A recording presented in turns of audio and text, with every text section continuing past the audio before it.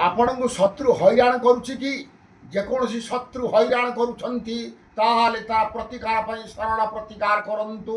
ଶନିବାର ବ୍ରାହ୍ମ୍ୟ ମୁହୂର୍ତ୍ତରେ ପ୍ରାପ୍ତ ସମୟରେ ନଦୀ କୂଳରେ କିଛି ନଦୀ କୂଳ ମାଟି ଆଣି ମୂର୍ତ୍ତିକା ଶଙ୍କର ଲିଙ୍ଗ ଶିବଲିଙ୍ଗ ନିର୍ମାଣ କରନ୍ତୁ। ଲିଙ୍ଗ କରି ସାରିଲା ପରେ ପଞ୍ଚାମୃତ ଧୂପ ଦୀପ ନୈବେଦ୍ୟ ଫଳମୂଳ ବେଲପତ୍ର ଚନ୍ଦନ ସିନ୍ଦୁର ସବୁ ରଖନ୍ତୁ। ଶତ୍ରୁ ନାମରେ ସଂକଳ୍ପ କରନ୍ତୁ।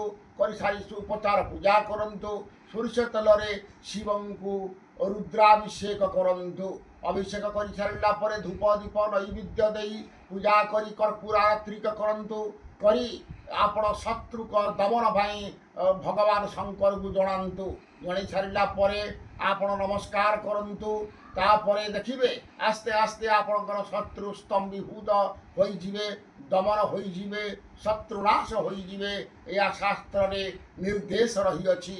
ରହୁଛି ନମସ୍କାର। ଜୟ ଜଗନ୍ନାଥ, ଜୟ ମା କାମା।